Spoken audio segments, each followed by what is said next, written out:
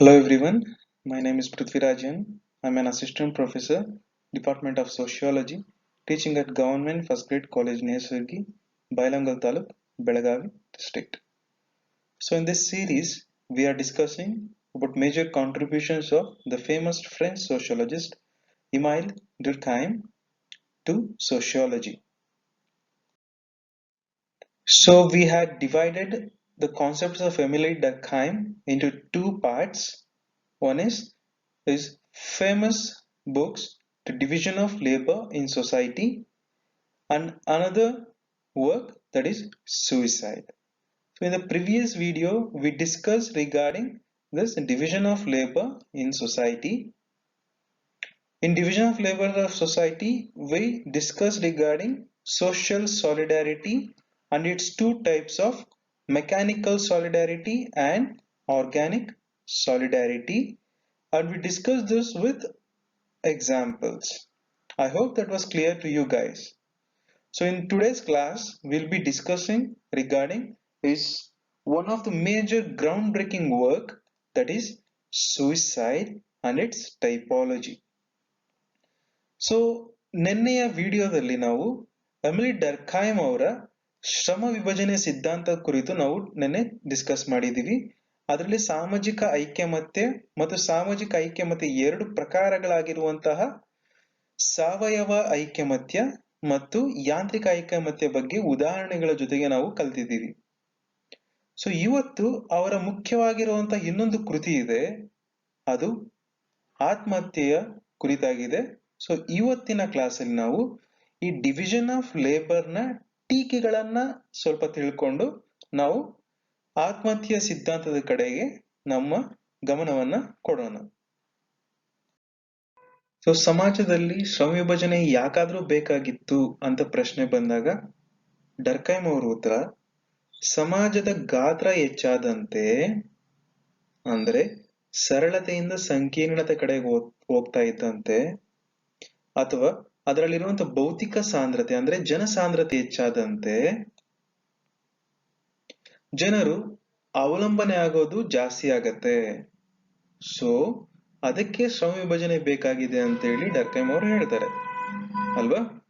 So according to Durkheim, there is a need for division of labor because there is a dynamic increase in the density of the population, there is a dynamic increase in the size of the population and the size of the society. Hence, people have to depend on each other, and therefore there is a relevance for organic solidarity. I hope you understand this. Now, let's go and discuss regarding the main criticisms of division of labor.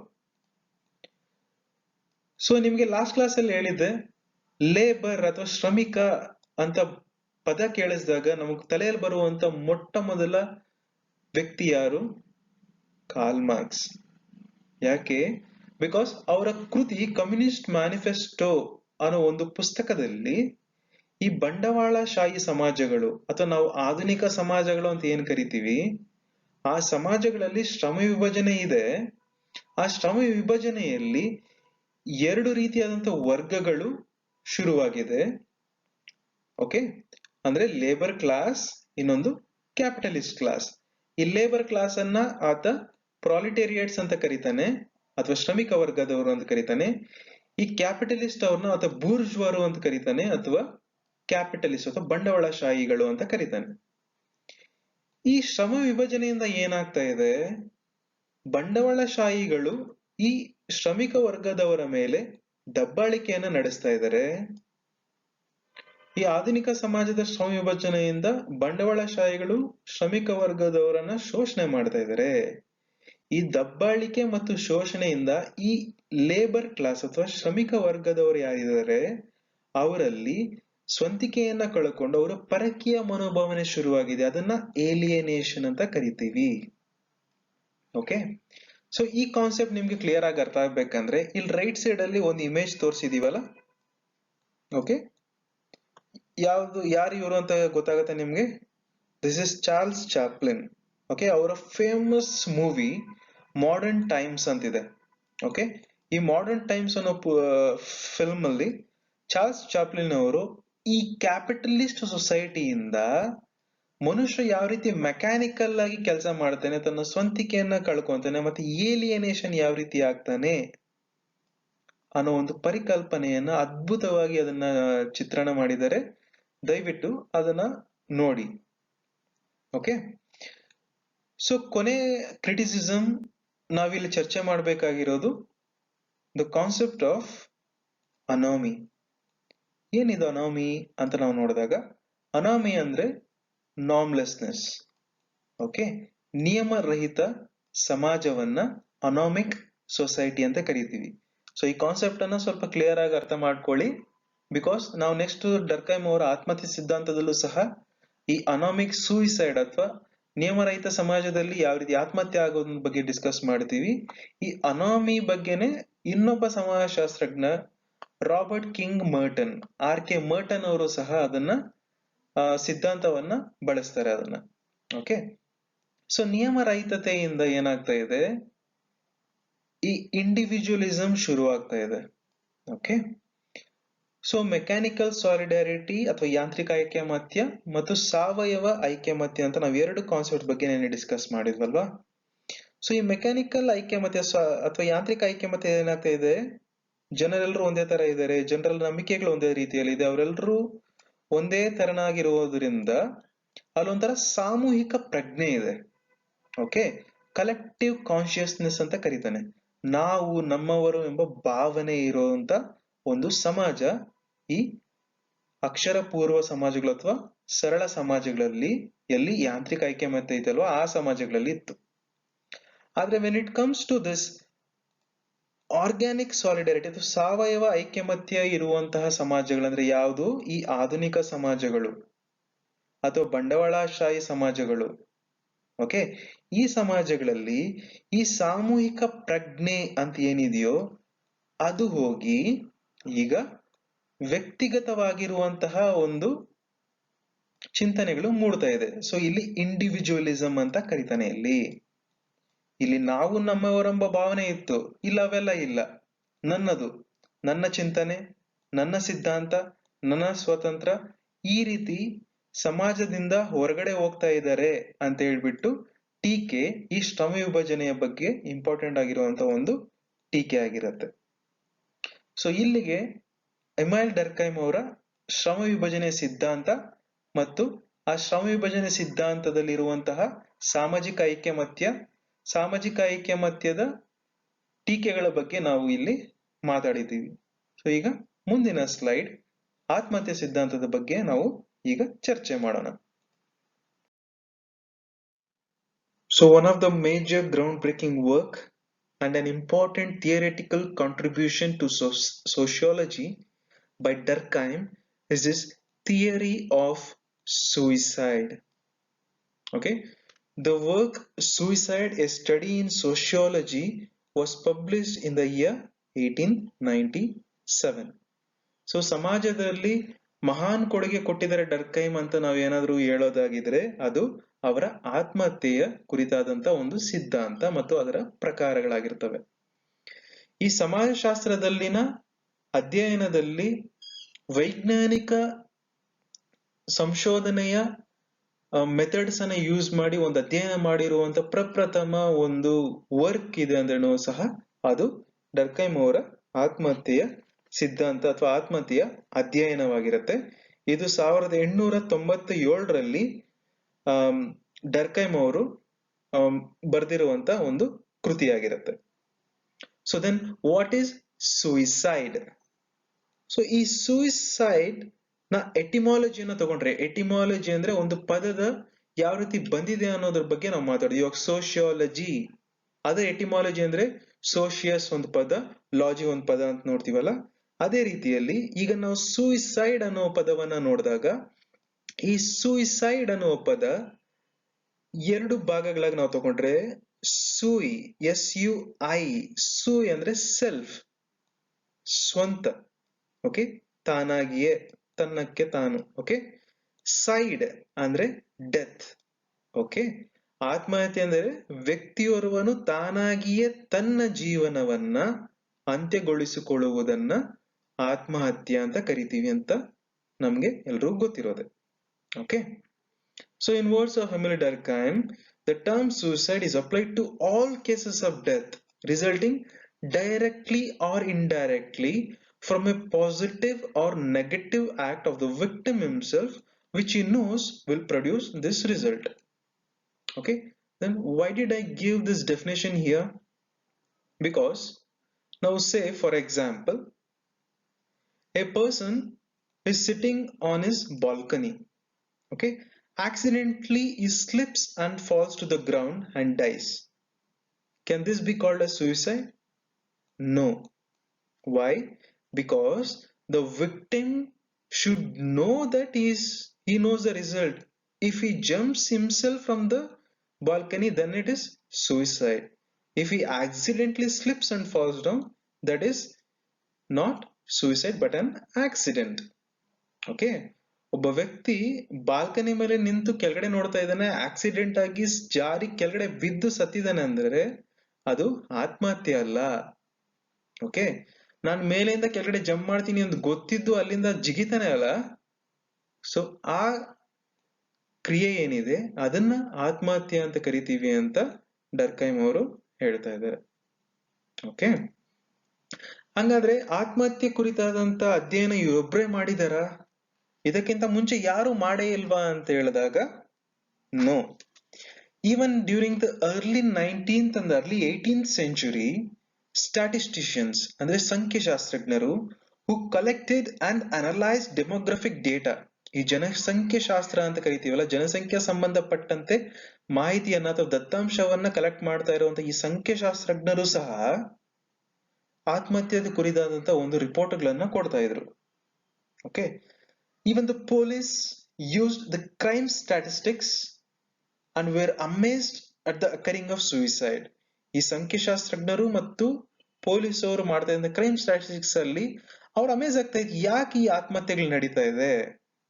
Okay, so ಅವ್ರು ಹಲವಾರು ಸಿದ್ಧಾಂತಗಳಲ್ಲಿ ಬರ್ತಾರೆ. I mean ಡರ್ಕೈಮ್ ಹೇಳೋದಕ್ಕಿಂತ ಮುಂಚೆ ಇದ್ದಂತ ವ್ಯಕ್ತಿಗಳು, ಅವರಲ್ಲಿ ಇದ್ದಂತಹ ಈ ಆತ್ಮಹತ್ಯದ ಪ್ರಕಾರಗಳು ಅಥವಾ ಆತ್ಮಹತ್ಯೆ ಕಾರಣಗಳಾಗ್ತಾ ಇದ್ದಿದ್ದು ಇವೆಲ್ಲವೂ ಸಹ ಒಂದು ಋತುಮಾನಕ್ಕೆ ಸಂಬಂಧಿಸಿದ್ದು. Okay, it is related to some climate. Okay, ಯಾವುದೋ ಒಂದು ಕಾಲದಲ್ಲಿ ಅಥವಾ ಯಾವುದೋ ಒಂದು ವಾತಾವರಣದಲ್ಲಿ ಯಾವುದೋ ಒಂದು ಋತುಮಾನದಲ್ಲಿ ಆತ್ಮಹತ್ಯೆಗಳಾಗ್ತಾ ಇದೆ, ಅಥವಾ ಈ ಆತ್ಮಹತ್ಯೆಗಳಿಗೆ ಭೌಗೋಳಿಕ ಅಂಶಗಳು ಸಹ ಆಧಾರಿತವಾಗಿದೆ. Okay, there is some geographical factor which is leading to this suicide. ಅಥವಾ ಆತ್ಮಹತ್ಯೆಗೆ ಕಾರಣವಾಗಿರುವಂತಹ ಒಂದು ಜೈವಿಕ ಅಂಶಗಳು ಸಹ ಇದೆ, ಅಥವಾ ಹೆರಿಡಿಟರಿ ಅಥವಾ ಜೆನೆಟಿಕ್ಸ್ ಸಹ ಅನುವಂಶೀಯವಾಗಿ ಈ ಗುಣ ಬರ್ತಾ ಇದೆ. ಯಾವ ರೀತಿ ಡಯಾಬಿಟಿಸ್ ಅಥವಾ ಯಾವ ರೀತಿ ಬ್ಲಡ್ ಪ್ರೆಷರ್ ಯಾವ ರೀತಿ ಒಬ್ಬ ಪೀಳಿಗೆಯಿಂದ ಇನ್ನೊಂದು ಪೀಳಿಗೆ ಅನುವಂಶೀಯವಾಗಿ ಬರ್ತಾ ಇದೆಯೋ, ಅದೇ ರೀತಿಯಲ್ಲಿ ಈ ಆತ್ಮಹತ್ಯೆ ಮಾಡಿಕೊಳ್ಳುವಂತಹ ಒಂದು ಪ್ರಕ್ರಿಯೆಯೂ ಸಹ ಜೆನೆಟಿಕಲ್ ಆಗಿ ಹೋಗ್ತಾ ಇದೆ. ಅಥವಾ ಈ ಆತ್ಮಹತ್ಯೆ ಅನ್ನೋದು ಒಂದು ಮಾನಸಿಕ ರೋಗ ಅದು. ಓಕೆ, ಯಾವ್ದು ಗಾಳಿ ಸೋಕಿ ಅಥವಾ ಇನ್ನೊಂದೇನೋ ಆಗಿ ಒಬ್ಬ ವ್ಯಕ್ತಿ ಆತ್ಮಹತ್ಯೆ ಮಾಡ್ಕೊಂತ ಇದ್ದೇನೆ ಒಂದು ಪರಿಕಲ್ಪನೆಯಲ್ಲಿ ಜನರು ಇದ್ದಂತ ಸಂದರ್ಭದಲ್ಲಿ ಎಮಿಲೆ ಡರ್ಕೈಮ್ ಅವರು ಅದನ್ನ ರೆಫ್ಯೂಟ್ ಮಾಡ್ತಾರೆ. ಓಕೆ, ರೆಫ್ಯೂಸ್ ಮಾಡ್ತಾರೆ ಅಥವಾ ರೆಫ್ಯೂಟ್ ಮಾಡ್ತಾರೆ. ಇವೆಲ್ಲದಕ್ಕೂ ಭೌಗೋಳಿಕ ಅಂಶಗಳ ಕಾರಣ ಅಲ್ಲ, ಋತುಮಾನಗಳು ಕಾರಣಗಳಲ್ಲ, ಜೈವಿಕ ಅಂಶಗಳು ಕಾರಣಗಳಲ್ಲ, ಅನುವಂಶೀಯತೆಯ ಕಾರಣಗಳಲ್ಲ, ಮಾನಸಿಕ ರೋಗವೂ ಅಲ್ಲ ಆತ್ಮಹತ್ಯೆ. ಇವೆಲ್ಲದಕ್ಕೂ ಒಂದು ಸಾಮಾಜಿಕ ಅಂಶಗಳಿದೆ. ಓಕೆ, ಈ ಸಾಮಾಜಿಕ ಅಂಶಗಳಿಂದನೇ ಆತ್ಮಹತ್ಯೆ ಆಗ್ತಾ ಇದೆ ಅಂತೇಳಿ ಡರ್ಕೈಮ್ ಅವರು ಪ್ರಸ್ತಾಪ ಮಾಡುವಂತ ಸಿದ್ಧಾಂತವೇ ಈ ಆತ್ಮಹತ್ಯೆಯ ಸಿದ್ಧಾಂತ. Okay, so I have put here A book, okay, Abraham and Morgan, in the book Sociological Thought. So if you need more information, please refer to this book. So ಇಲ್ಲಿ ಕೊಟ್ಟಿರುವಂತಹ ಪುಸ್ತಕ sociological thought by Abraham Morgan ಅಲ್ಲಿ ಇನ್ನು ಹಲವಾರು ವಿಷಯಗಳನ್ನ ತಿಳಿಸಿದ್ದಾರೆ. ದಯವಿಟ್ಟು ಆ ಪುಸ್ತಕವನ್ನ ಓದಿ.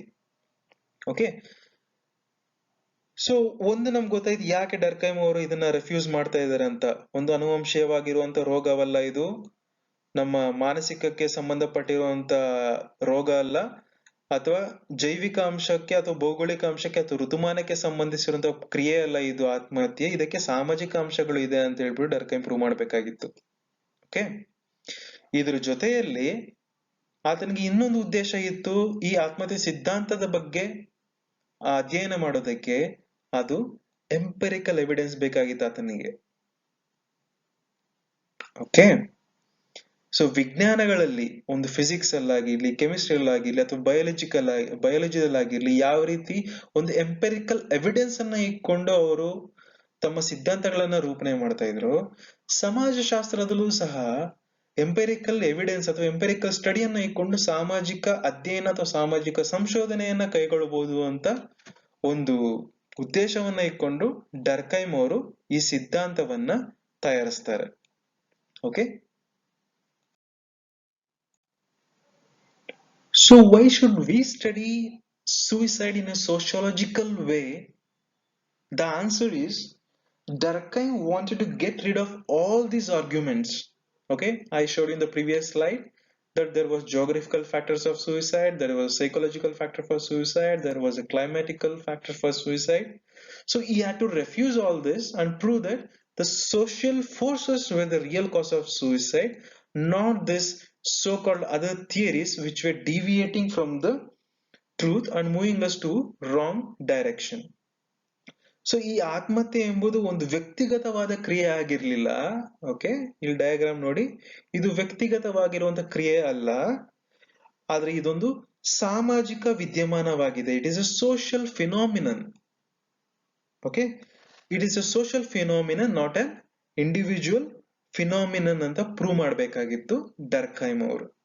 ಓಕೆ, ಸೊ ಡರ್ಕೈಮ್ ಅವರು ಪ್ರೂವ್ ಮಾಡಬೇಕಾದಾಗ ಏನ್ ಅವರಿಗೆ ಬೇಸ್ ಆಗಿತ್ತು ಅಂತ ಹೇಳಿದ್ರೆ, ಅವರ ಕೃತಿ division of labour in society ಅಂತ ಪ್ರೀವಿಯಸ್ ಕ್ಲಾಸ್ ಅಲ್ಲಿ ನಾವೇನ್ ಅಧ್ಯಯನ ಮಾಡಿದ್ವಿ, ಅದನ್ನ ಆಧಾರವಾಗಿ ಇಟ್ಕೊಂಡು ಅವರು ಸೂಯಿಸೈಡ್ ಅನ್ನ ಸಹ ಅಧ್ಯಯನ ಮಾಡ್ತಾರೆ. ಸೊ ಅಲ್ಲಿ ನಾವು ಮಾತಾಡಿದ್ದೇನು, ಸಾಮಾಜಿಕ ಹೊಂದಾಣಿಕೆ ಅಥವಾ ಸಾಮಾಜಿಕ ಐಕ್ಯಮತ್ಯ, ಸೋಷಿಯಲ್ ಸಾಲಿಡಾರಿಟಿ, ಅಥವಾ ಸಾಮಾಜಿಕ ನಿಯಂತ್ರಣ ಅಥವಾ ಸಾಮಾಜಿಕ ಸಂರಚನೆ, social structure or social regulation. So ಈ ಎರಡು factors were the main causes of suicide. ಓಕೆ, ಯಾಕೆ ಈ ಸಾಮಾಜಿಕ ಐಕ್ಯಮತ್ಯ ಅಥವಾ ಸಾಮಾಜಿಕ ರಚನೆ ಅಥವಾ ಸಾಮಾಜಿಕ ನಿಯಂತ್ರಣ ಆತ್ಮಹತ್ಯೆ ಕಾರಣ ಆಗ್ತವೆ ಅಂತ ನಾವು ನೋಡೋದಾದ್ರೆ, ಡರ್ಕೈಮ್ ಅವರು ಕೆಲವೊಂದಷ್ಟು ಉದಾಹರಣೆಗಳನ್ನ ಕೊಡ್ತಾರೆ. ಓಕೆ, ಸೊ ಇಲ್ಲಿ ಈ ಟೇಬಲ್ ಅನ್ನು ನೋಡಿ, ಇಲ್ಲಿ ಹೈ ಸೂಸೈಡ್ ರೇಟ್ಸ್ ಇದೆ, ಈ ಟೇಬಲ್ ನಲ್ಲಿ ಲೋ ಸೂಸೈಡ್ ರೇಟ್ಸ್ ಇದೆ. Okay, this first line we see Protestants. Okay, it is based on religion. In the case of Protestants, there was high rate of suicide, but in Roman Catholics there was lesser suicide rate. Okay, Christianity there ಎರಡು ಭಾಗಗಳಿತ್ತಲ್ವಾ, ಪ್ರೊಟೆಸ್ಟೆಂಟ್ಗಳು ಮತ್ತು Roman ಕ್ಯಾಥಲಿಕರು ಅಂತ. ಈ ಪ್ರೊಟೆಸ್ಟೆಂಟ್ಗಳಲ್ಲಿ ಆತ್ಮಹತ್ಯೆಯ ಒಂದು rate ಏನಿತ್ತು ಅದು ಹೆಚ್ಚಾಗಿತ್ತು, ಆದ್ರೆ Roman Catholics ಅಲ್ಲಿ ಅದು ಕಡಿಮೆ ಆಗಿತ್ತು. ಯಾಕೆ ಅಂತ ಬಂದಾಗ ಅಲ್ಲಿ ಸಾಮಾಜಿಕ ಐಕಮತ್ಯೆಯ ಒಂದು ಅಂಶ ಕೆಲಸ ಮಾಡ್ತಾ ಇದೆ. ರೋಮನ್ ಕ್ಯಾಥಲಿಕ್ಸ್ ನಲ್ಲಿ ಸಾಮಾಜಿಕ ಐಕ್ಯಮತ್ಯೆ ಕಡಿಮೆ ಇರೋದ್ರಿಂದ ಇಲ್ಲಿ ಆತ್ಮಹತ್ಯೆಗಳು ಹೆಚ್ಚಾಗ್ತಾ ಇದೆ. ಈ ರೋಮನ್ ಕ್ಯಾಥಲಿಕ್ ನಲ್ಲಿ ಸಾಮಾಜಿಕ ಐಕ್ಯಮತ್ಯೆ ಹೆಚ್ಚಾಗಿದೆ. ಸೊ ಸಾಮಾಜಿಕ ಐಕ್ಯಮತ್ಯೆ ಹೆಚ್ಚಾಗಿರೋದ್ರಿಂದ ಆತ್ಮಹತ್ಯೆಗಳ ಪ್ರಮಾಣವೂ ಸಹ ಕಡಿಮೆ ಇದೆ ಇವರಲ್ಲಿ. ಇನ್ನೊಂದು ಸರಳವಾಗಿ ನಮ್ಗೆ ಉದಾಹರಣೆಗಳು ಅರ್ಥ ಆಗ್ಬೇಕಂದ್ರೆ, ಫ್ಯಾಮಿಲಿ ಎಕ್ಸಾಂಪಲ್ ತಗೊಂಡಾಗ ನ್ಯೂಕ್ಲಿಯರ್ ಫ್ಯಾಮಿಲಿದಲ್ಲಿ, ಓಕೆ, ನ್ಯೂಕ್ಲಿಯರ್ ಫ್ಯಾಮಿಲಿಗಳಲ್ಲಿ ಆತ್ಮಹತ್ಯೆ ಪ್ರಮಾಣ ಹೆಚ್ಚಾಗಿದೆ. ಅದೇ ಅವಿಭಕ್ತ ಕುಟುಂಬದಲ್ಲಿ, joint ಫ್ಯಾಮಿಲಿದಲ್ಲಿ there is a lesser rate of suicide because there is lesser social solidarity in nuclear family, there is higher social solidarity in joint family. ಹೆಚ್ಚು ಸಾಮಾಜಿಕ ಹೊಂದಾಣಿಕೆ ಅಥವಾ ಐಕ್ಯಮತ್ಯವನ್ನ ಹೊಂದಿದ್ದಂತ ಈ ಅವಿಭಕ್ತ ಕುಟುಂಬಗಳಲ್ಲಿ ಆತ್ಮಹತ್ಯೆಯ ಪ್ರಮಾಣ ಕಡಿಮೆ ಇದೆ. ಸಾಮಾಜಿಕ ಹೊಂದಾಣಿಕೆ ಅಥವಾ ಸಾಮಾಜಿಕ ಐಕ್ಯಮತ್ಯೆ ಕಡಿಮೆ ಇರೋದ್ರಿಂದ ಈ ನ್ಯೂಕ್ಲಿಯರ್ ಫ್ಯಾಮಿಲಿಗಳಲ್ಲಿ ಆತ್ಮಹತ್ಯೆ ಪ್ರಮಾಣ ಹೆಚ್ಚಾಗಿದೆ. ಇದೇ ರೀತಿಯಲ್ಲಿ ಅವರು ಉದಾಹರಣೆಗಳು ಕೊಟ್ಕೊಂಡು ಹೋಗ್ತಾರೆ. ವಿವಾಹಿತರಲ್ಲಿ ಆತ್ಮಹತ್ಯೆ ಪ್ರಮಾಣ ಕಡಿಮೆ ಇದೆ, ಅವಿವಾಹಿತರಲ್ಲಿ ಆತ್ಮಹತ್ಯೆ ಪ್ರಮಾಣ ಕಡಿಮೆ ಇರೋದು, ಅಥವಾ ಶ್ರೀಮಂತ ವರ್ಗದವರಲ್ಲಿ ಆತ್ಮಹತ್ಯೆ ಜಾಸ್ತಿ ಇರೋದು, ಅಥವಾ ಬಡವರಲ್ಲಿ ಆತ್ಮಹತ್ಯೆ ಕಡಿಮೆ ಇರೋದು. ಈ ರೀತಿ ಹಲವಾರು ಉದಾಹರಣೆಗಳನ್ನು ಕೊಡ್ತಾ ಅವರು ಎಕ್ಸ್ಪ್ಲೇನ್ ಮಾಡೋಕೆ ನೋಡ್ತಾರೆ. ಓಕೆ, ಸೊ ನೆಕ್ಸ್ಟ್ ಸ್ಲೈಡ್ ಅಲ್ಲಿ we will discuss regarding the different types or typology of suicide. So ಆತ್ಮಹತ್ಯೆಗಳ ಕುರಿತಾಗಿರುವಂತ 4 ಪ್ರಕಾರಗಳ ಬಗ್ಗೆ ಡರ್ಕೈಮ್ ಅವರು ಮಾತಾಡ್ತಾರೆ. ಅದ್ರ ಬಗ್ಗೆ ನಾವು ಇಲ್ಲಿ ಚರ್ಚೆ ಮಾಡೋಣ. ಓಕೆ, ಈ ಸ್ಲೈಡ್ ಅಲ್ಲಿ ನಾವು ಟೈಪಾಲಜಿ ಆಫ್ ಸೂಸೈಡ್ ಅಥವಾ ಆತ್ಮಹತ್ಯೆ ಪ್ರಕಾರಗಳ ಬಗ್ಗೆ ನಾವಿಲ್ಲಿ ಮಾತಾಡ್ತಾ ಇದ್ದೀವಿ. ಈ ನಿಮ್ಮ ಲೆಫ್ಟ್ ಸೈಡ್ ಅಲ್ಲಿ ಇರುವಂತ ಈ ಸೆಕ್ಷನ್ ಏನಿದೆ, ಇದು ಸಾಮಾಜಿಕ ಆಯ್ಕೆ ಮತ್ತೆ ಸಾಮಾಜಿಕ ಹೊಂದಾಣಿಕೆ ಆಧಾರಿತ ಮೇಲೆ ಆಗಿರುವಂತ 2 ಆತ್ಮಹತ್ಯೆ ಪ್ರಕಾರಗಳಿದೆ.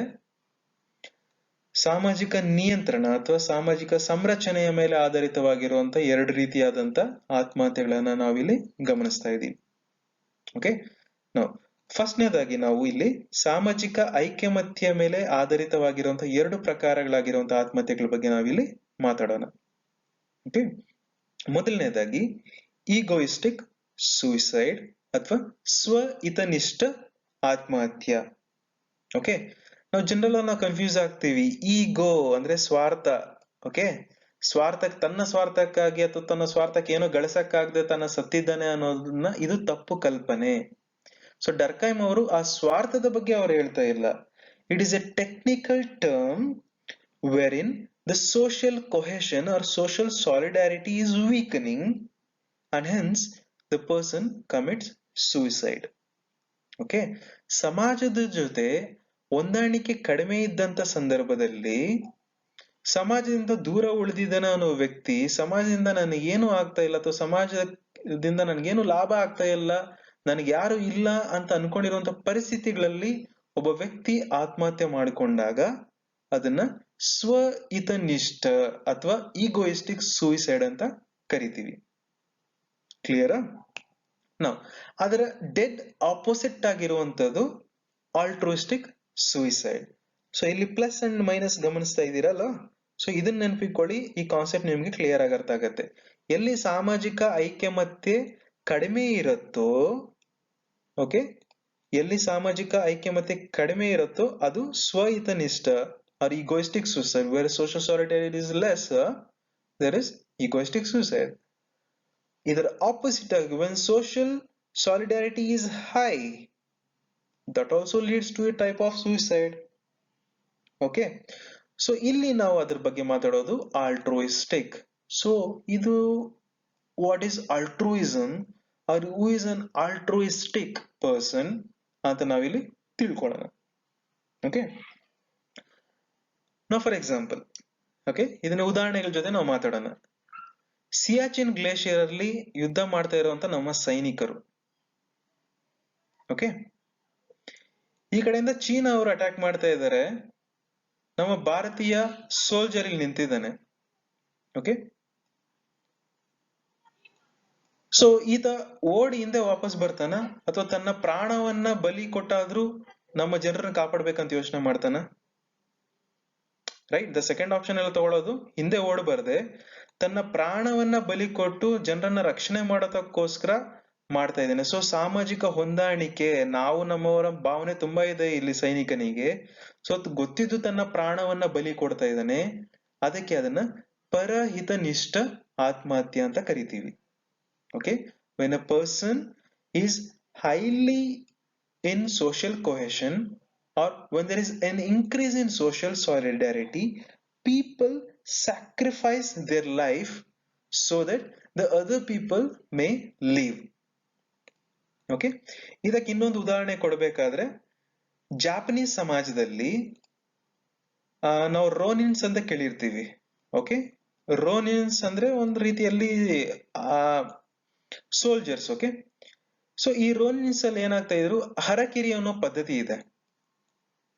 ಈ ಹರಕಿರಿ ಪದ್ಧತಿಯಲ್ಲಿ ಈ ರೋನಿನ್ ಸಮುದಾಯ ಯಾವ್ದಾದ್ರು ಇನ್ನೊಂದು ರೋನಿನ್ ಅವ್ರ ಜೊತೆ ಯುದ್ಧ ಮಾಡಿ ಅಥವಾ ಯಾವ್ದಾದ್ರು ಒಂದು ಸಂಘರ್ಷದಿಂದ ಸೋತೋದ್ರೆ ಇವರು ಅವರ ಮುಂದೆ ನೀಲ್ ಡೌನ್ ಮಾಡಿ ತಮ್ಮ ತಲೆಯನ್ನ ಅವರು ಕಟ್ ಮಾಡ್ಕೊಂತಾರೆ, ಅಂದ್ರೆ ತಮ್ಮ ಪ್ರಾಣವನ್ನ ಕೊಡ್ತಾ ಇದ್ದಾರೆ. So that is ಆಲ್ಟ್ರೂಯಿಸಮ್.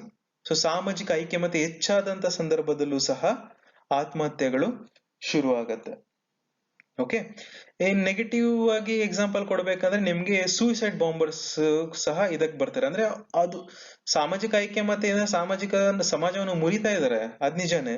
ಆದ್ರೆ ಅವ್ರು ಯಾವ್ದೋ ಒಂದು ಉದ್ದೇಶ ಇಟ್ಕೊಂಡಿದಾರಲ್ಲ, ಅದು ಜಿಹಾದ್ ಆಗಿರ್ಬೋದು ಅಥವಾ ಯಾವ್ದೋ ಬೇರೆ ಉದ್ದೇಶವನ್ನ ಇಟ್ಕೊಂಡು ತಮ್ಮ ಇದನ್ನ ಉದ್ದೇಶವನ್ನು ಪೂರೈಸಿಕೊಳ್ಳೋಕೋಸ್ಕರ ತಮ್ಮ ಪ್ರಾಣವನ್ನ ಬಲಿ ಕೊಟ್ಟು ಇದ್ ಮಾಡ್ತಾ ಇರೋದನ್ನ ಅದನ್ನ ಆಲ್ಟ್ರೂಯಿಸ್ಟಿಕ್ ಸೂಸೈಡ್ ಅಂತ ನಾವು ಇಲ್ಲಿ ಕರಿತೀವಿ.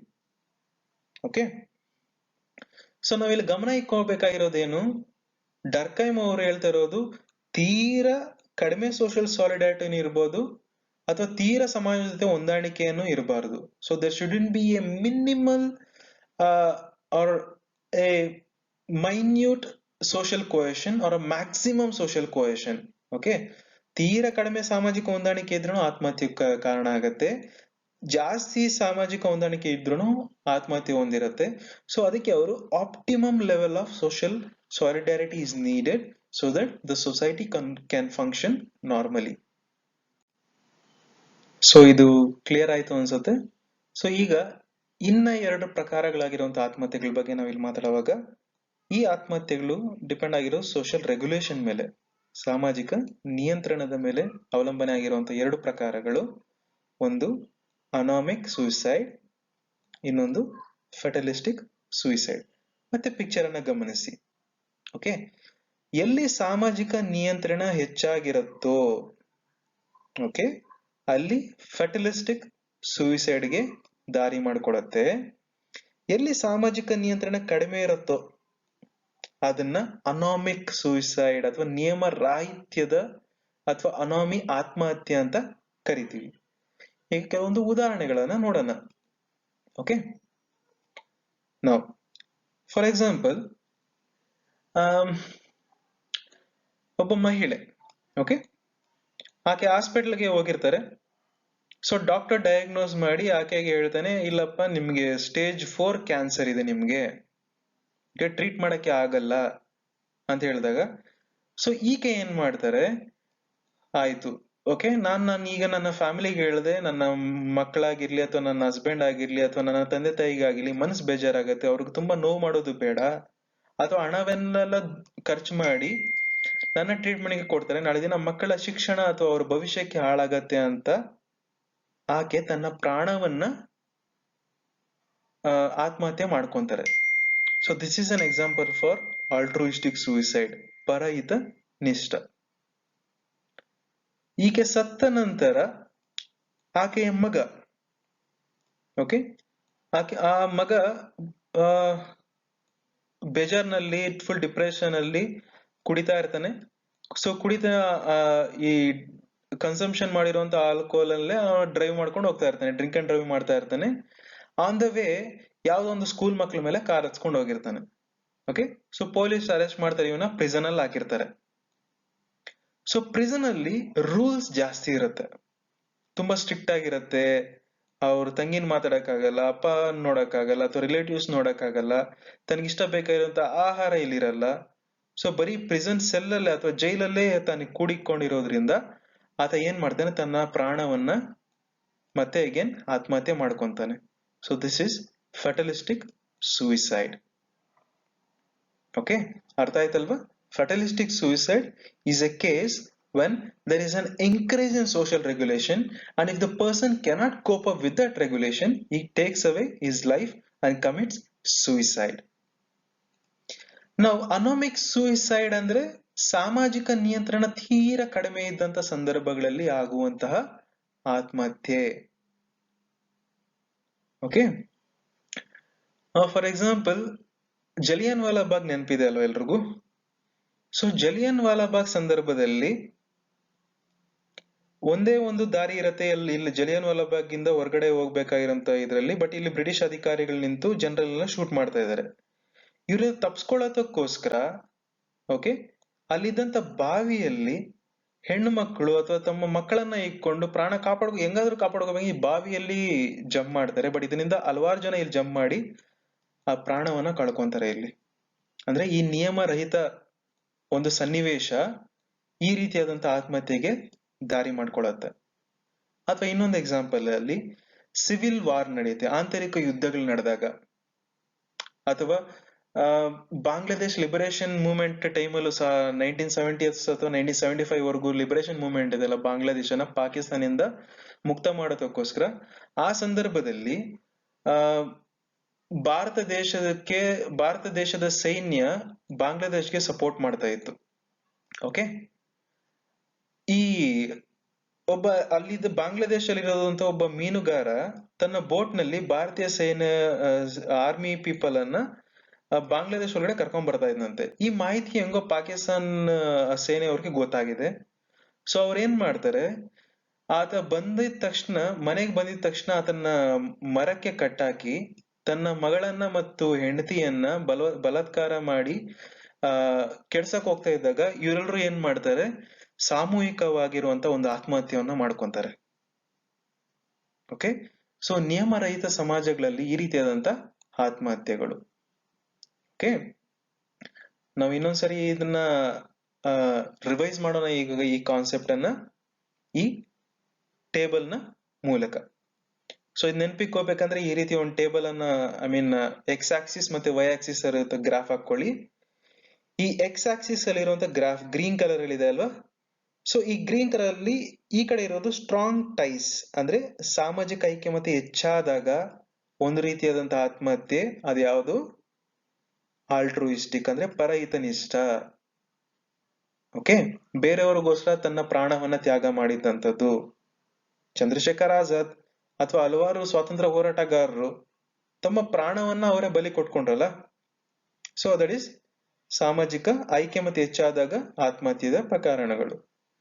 ಈ ಸಾಮಾಜಿಕ ಐಕ್ಯಮತ್ಯ ಕಡಿಮೆ ಇದ್ದಂತ ಸಂದರ್ಭದಲ್ಲಿ ಇವು ಬರೋದು ವೀಕ್ ಟೈಸ್ ಅಲ್ಲಿ, ಇದು ಸ್ವಹಿತನಿಷ್ಠ ಆತ್ಮಹತ್ಯೆ.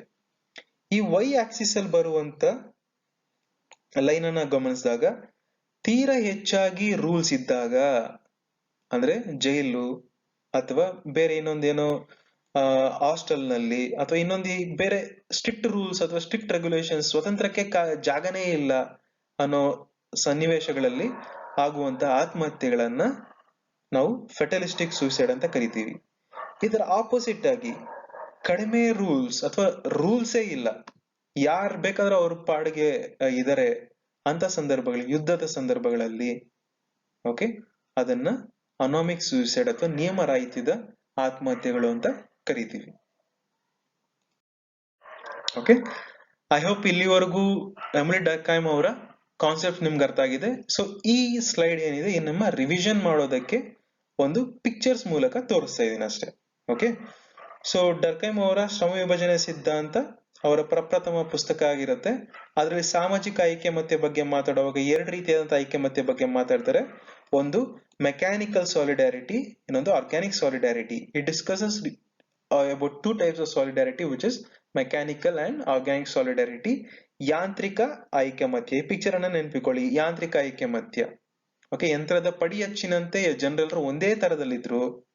ಓಕೆ, ಸೊ ಅದಕ್ಕೆ ಅಲ್ಲಿ ಯಾಂತ್ರಿಕ ಐಕ್ಯಮತ್ಯ ಇದೆ, ಭಿನ್ನತೆನೇ ಇಲ್ಲ. Okay, there was no differences, ಎಲ್ಲರೂ ಒಂದೇ ತೆರನಾಗಿದ್ರು. ಆದ್ರೆ ಇಲ್ಲಿ ಆಧುನಿಕ ಸಮಾಜಗಳಲ್ಲಿ ಸಾವಯವ ಐಕ್ಯಮತ್ಯ ಇದೆ. ಯಾಕೆ ಸಾವಯವ ಐಕ್ಯಮತ್ಯ ಇಟ್ರು ಅಂದ್ರೆ ಈ ಪಿಕ್ಚರ್ ಅನ್ನು ನೋಡ್ತೀವಿ. ಸೊ ಮನುಷ್ಯ, ಒಂದು ಜೀವಿಯಲ್ಲಿರುವಂತಹ ಪ್ರತಿಯೊಂದು ಅಂಗವು ಯಾವ ರೀತಿ ಕೆಲಸ ಮಾಡ್ತಾ ಇದೆಯೋ ಅದೇ ರೀತಿಯಲ್ಲಿ ಸಮಾಜದಲ್ಲಿರುವಂತಹ ಸಾಮಾಜಿಕ ಘಟಕಗಳು ಸಹ ಸಮಾಜವನ್ನ ಒಂದು ಸ್ಥಿರ ರೂಪದಲ್ಲಿ ಅಥವಾ ಸಸ್ಟೈನ್ ಮಾಡೋದಕ್ಕೆ ಕಾರಣ ಕೆಲಸ ಮಾಡ್ತಾ ಇದೆ. ಇನ್ನೊಬ್ಬರ ಮೇಲೆ ಅವಲಂಬನೆ ಆಗ್ಬೇಕಾಗಿರೋದಿದೆ. ಅದಕ್ಕೆ ಅದನ್ನ ಸಾವಯವ ಐಕ್ಯಮತ್ಯ ಅಂತ ಕರೀತಾ ಇದ್ದಾನೆ. ಐ ಹೋಪ್ ಇಟ್ಸ್ ಕ್ಲಿಯರ್ ಅಲ್ವಾ? ಸೊ ಈ ಕಡೆ ಆತ್ಮಹತ್ಯೆ ಸಿದ್ಧಾಂತ ಬಗ್ಗೆ ನಾವು ಮಾತಾಡುವಾಗ, ಆತ್ಮಹತ್ಯೆ ಸಿದ್ಧಾಂತ ಅದು ವ್ಯಕ್ತಿಗತವಾಗಿರುವಂತ ಕ್ರಿಯೆ ಅಲ್ಲ, ಸಾಮಾಜಿಕ ಅಂಶಗಳು ಅದಕ್ಕೆ ಆತ್ಮಹತ್ಯೆಗೆ ಕಾರಣವಾಗಿವೆ. ಅದಕ್ಕೆ ಭೌಗೋಳಿಕ ಅಂಶಗಳು ಇಲ್ಲ, ಮಾನಸಿಕ ಅಂಶಗಳು ಇಲ್ಲ, ಅಥವಾ ಜೈವಿಕ ಅಂಶಗಳು ಇಲ್ಲ, ಅಥವಾ ಆನುವಂಶಿಕವಾದ ಅಂಶಗಳು, ಇಲ್ಲಿವರೆಗೂ ಜನರು ಯೋಚನೆ ಮಾಡ್ತಾ ಇದ್ದ ಅಂಶಗಳು ಯಾವುದೂ ಅಲ್ಲ. ಡರ್ಕೈಮ್ನ ಪ್ರಕಾರ ಆತ್ಮಹತ್ಯೆಗೆ ಕಾರಣ ಆಗಿರುವಂತವು ಈ ಎರಡು ಸಾಮಾಜಿಕ ಅಂಶಗಳು. ಒಂದು ಸಾಮಾಜಿಕ ಐಕ್ಯಮತ್ಯ ಮತ್ತು ಸಾಮಾಜಿಕ ನಿಯಂತ್ರಣ. ಸಾಮಾಜಿಕ ಐಕ್ಯಮತ್ಯ ಹೆಚ್ಚಾದಾಗ ಆಗುವಂತ ಆತ್ಮಹತ್ಯೆ ಪ್ರಕರಣ ಒಂದಾದ್ರೆ, ಸಾಮಾಜಿಕ ಐಕ್ಯಮತ್ಯ ಕಡಿಮೆ ಆದಾಗ ಆಗುವಂತ ಒಂದು ಆತ್ಮಹತ್ಯೆ ಪ್ರಕರಣ ಒಂದು. ಸಾಮಾಜಿಕ ನಿಯಂತ್ರಣ ಜಾಸ್ತಿ ಇದ್ದಂತ ಸಂದರ್ಭದಲ್ಲಿ ಆಗುವಂತ ಆತ್ಮಹತ್ಯೆಗಳು ಒಂದಾದ್ರೆ, ಸಾಮಾಜಿಕ ನಿಯಂತ್ರಣಗಳೇ ಇಲ್ಲದೆ ಇದ್ದಂತ ಸಂದರ್ಭಗಳಲ್ಲಿ ಆಗುವಂತ ಆತ್ಮಹತ್ಯೆಗಳೇ ಒಂದಾಗಿರ್ತವೆ. Okay, I hope it's clear to all of you. So if you have any queries and questions, you can contact me on this number, or if you need any resource material or references, you can contact me by mail also. And please read these books for further information. One is Foundations of Classical Sociological Theory by Paramjit S. Judge, Masters of Sociological Thought by Lewis Causer, Study of Social Thought, Indian and Western by C.N. Shankar Rao, and refer this website which is really beautiful, study.com. Okay, so if you like this video or if you like my lesson, please subscribe my channel and share this video and press on the like button. Thank you. Thank you.